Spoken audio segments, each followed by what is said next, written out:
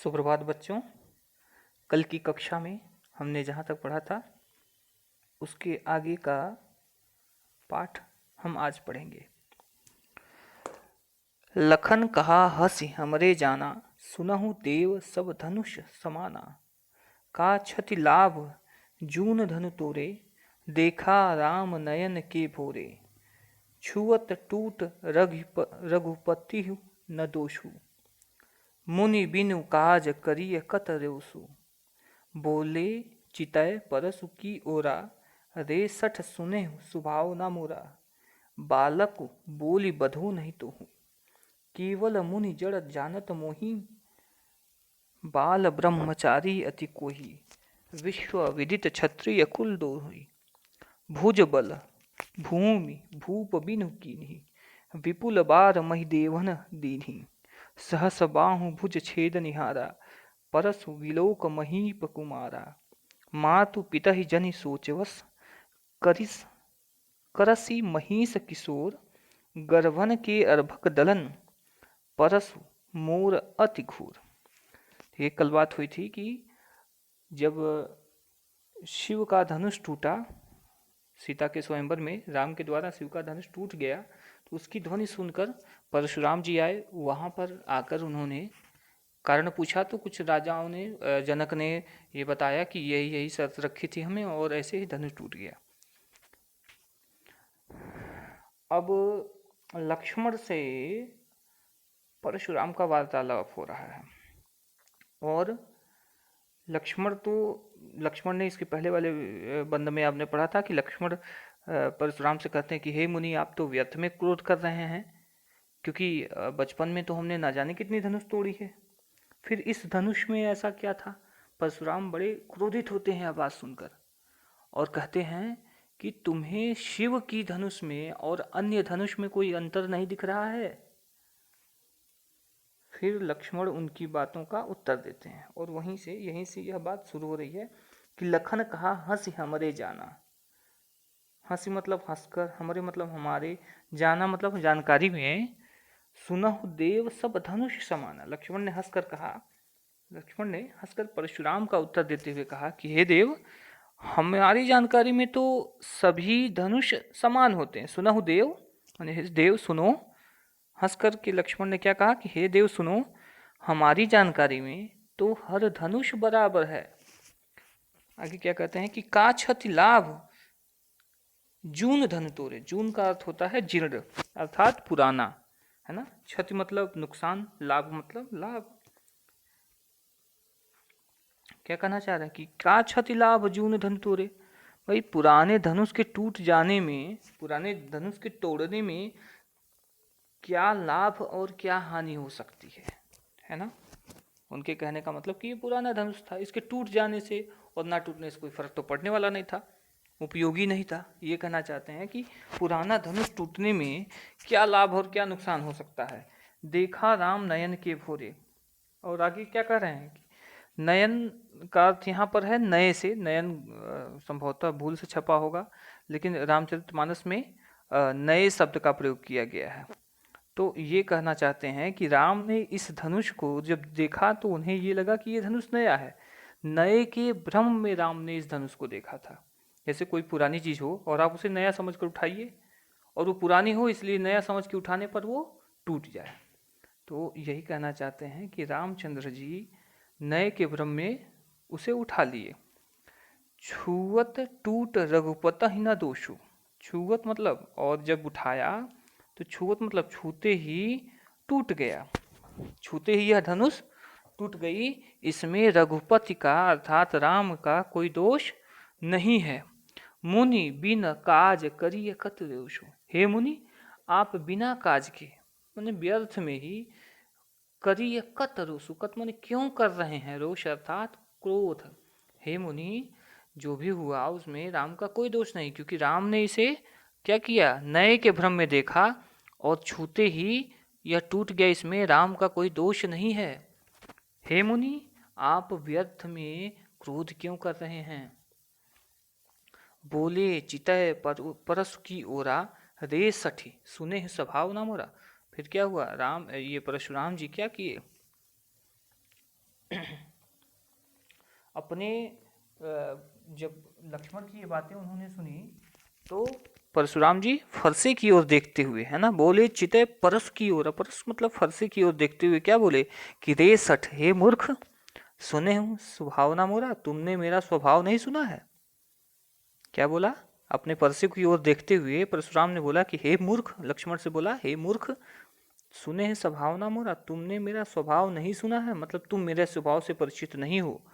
बालक की बोली बधे हो नहीं तो ही, मैंने बालक समझकर तुम्हारा वध नहीं किया, अर्थात मैं बालक मानकर, तुम्हें बच्चा समझकर तुम्हारा वध नहीं कर रहा हूं, केवल मुनि जड़ मान जाना ही मोही, इस वजह से तुम मुझे केवल मुनि मान रहे हो। देखो परशुराम मुनि हैं, मुनि होने के साथ साथ वो फरसा धारण करते थे, धनुष बाण लेकर चलते थे, अर्थात वो युद्ध की तकनीकी भी जानते थे, वो युद्ध करना भी जानते थे। लेकिन मुनि होने के बाद परशुराम स्वयं को मुनि इसलिए नहीं बोल रहे हैं, क्या कर रहे हैं कि केवल मुनि समझ रहे हो मुझे, जड़ मतलब केवल, जड़ का अर्थ यहाँ मूर्ख होता है, तो केवल मूर्ख कहने से मतलब यहाँ पे कि तुम मुझे केवल एक सामान्य मुनि समझ रहे हो। तुम अ, तुम्हें मैंने बालक समझकर,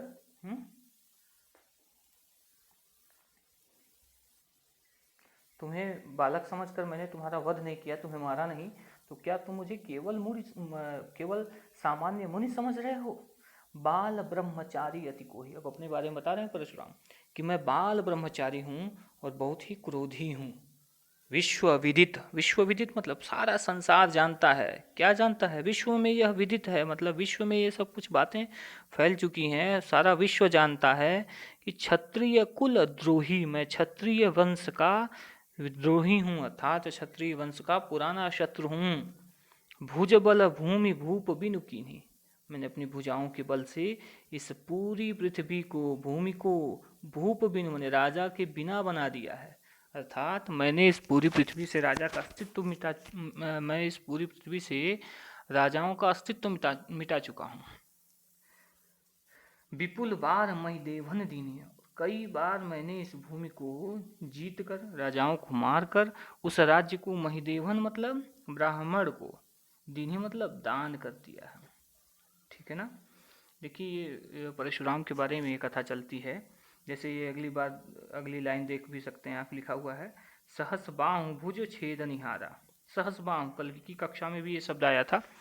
दरअसल सहस्त्र बाहु, जिसका नाम सहस्त्रार्जुन भी था, एक राजा था, और एक बार वो जमदग्नि ऋषि के आश्रम में पहुंचा। जमदग्नि ऋषि के आश्रम में एक गाय थी जिसका नाम था कामधेनु। कामधेनु जैसे कहा जाता है कि ये इंद्र की गाय है, स्वर्ग की गाय है, और कामधेनु ऐसी गाय है जो समस्त इच्छाओं को पूरा कर देती है। कामधेनु, काम मतलब इच्छा, धेनु मतलब गाय, ऐसी गाय जो सारी इच्छाओं को पूरी कर दे। तो जब ये राजा के यहाँ राजा सहस्त्रबाहु जमदग्नि ऋषि के आश्रम में पहुंचा, तो उसने पहुंचने के बाद जमदग्नि ऋषि ने बहुत सत्कार दिया, किया, उसका स्वागत सत्कार किया। राजा एक सामान्य से मुनि के यहाँ इतना वैभव देखकर, इतना ऐश्वर्य देखकर बड़ा चकित हो गया कि भाई ऐसी व्यवस्था इसने कैसे की। उसने ऋषि से पूछा तो ऋषि ने बताया कारण कि हाँ हमारे पास कामधेनु है, इससे समस्त इच्छाएं पूरी हो जाती। राजा के मन में लोभ आया और वो कहा कि मैं इस कामधेनु को ले जाऊंगा। मुनि ने कहा कि हे राजन, यह संभव नहीं है क्योंकि यह स्वर्ग की चीज है। और फिर राजा ने कहा कि नहीं, मैं तुम्हें बहुत सा धन दे रहा हूँ। मुनि ने मना किया, और मना करने पर राजा ने क्या किया, उन जमदग्नि ऋषि को मार दिया। जब जमदग्नि को मार दिया तो और गाय को लेके चला गया। अब गाय तो स्वर्ग की थी, वो तो सामान्य लोगों के पास जा नहीं सकती, इसलिए कहा जाता है कि गाय तो स्वर्ग चली गई, राजा के यहाँ गई नहीं। राजा थके हारे और हार मानता हुआ घर लौट गया, लेकिन उसने जमदग्नि को मार दिया था। और जमदग्नि ऋषि के पुत्र थे परशुराम। जब परशुराम घर आए और देखा, उन्होंने अपने पिता को मरा हुआ देखा, उन्हें सारी कथा पता चली, फिर वो चले गए सीधे सहस्त्रबाहु के यहाँ। वहाँ युद्ध हुआ और सहस्त्रबाहु को उन्होंने मार डाला। कहा जाता है कि समस्त सहस्त्रबाहु की ढेर सारी भुजाएं थी, मतलब वो बहुत शक्तिशाली था, फिर भी परशुराम ने अपने फरसे से उसका वध कर डाला। तो वध करने के कारण ही ये बात लिख रहे हैं ना। और उस समय परशुराम ने ये प्रण लिया कि मैं इस पूरी पृथ्वी को क्षत्रिय से खाली कर दूंगा, माने सारे क्षत्रियों को मैं मार डालूंगा उस सहस्त्रबाहु के कारण। पूरा क्षत्रियों के विरोधी हो गए। तो वही बात यहाँ पर लिखी जा रही है कि सहस्त्रबाहु भुज छेदनिहारा, मैंने सहस्त्रबाहु की भुजाओं को काट डाला था। परस विलोक महीप कुमारा, मेरे परसे को देखो। परस विलोक, विलोक माने देखो, कौन? महीप कुमार, हे राजकुमार मेरे इस परसे को देखो कि मैंने इस परसे से सहस्त्रबाहु को भी, भुजाओं को भी छेद डाला था, तो उसे काट डाला है। और आगे क्या कर रहे हैं कि माँ तू पिता ही जन सोच बस करी है महेश किशोर, हे महेश किशोर अर्थात हे राजकुमार अपने माता और पिता को, अपने माता और पिता को सोच वश मत करो, अर्थात उन्हें चिंतित मत करो, अपने बारे में उन्हें चिंतित मत करो। अर्थात तुम मुझसे बैर लोगे, अगर यदि मुझसे तुम बैर लोगे तो तुम्हारे माता पिता भी तुम्हें लेकर चिंतित होने लगेंगे। गर्भन के अर्भक दलन परस मोर अति घोर। और आगे क्या कर रहे हैं, गर्भन मतलब गर्भ में पलने वाले, अर्भक मतलब बालक, जो गर्भ में बच्चा पलता है, माता की कोख में जो बच्चा रहता है, उसका भी दलन अर्थात उसको भी मारने में परशुमोर अति घोर, यह बहुत ही सामर्थ्य रखता है। मेरा परसा किसी गर्भ में पलने वाले बच्चे को भी मारने का सामर्थ्य रखता है। यह कहकर परशुराम यह बताना चाहते हैं कि यह मेरा जो परसा है यह बहुत ही क्रूर है, कि तुम्हें अब तक मैं बालक समझकर नहीं मार रहा था, लेकिन ये जान लो कि इस परसे से, ये जो परसा है ये किसी गर्भ में पल रहे बच्चे को भी मार सकता है, अर्थात इसके अंदर दया नहीं है। ठीक है ना? ये बात कहकर वो ये बताना चाहते हैं कि इसके अंदर क्रूरता है, ये तुम्हें भी कभी मार सकता है। तुम ये मत सोचना कि बालक समझकर अब तक छोड़ दिया तो अब भी तुम बचे रहोगे, इसलिए अपने माता पिता को चिंतित मत करो। तो बच्चों इसके बाद की व्याख्या हम अगले कक्षा में पढ़ेंगे, है ना?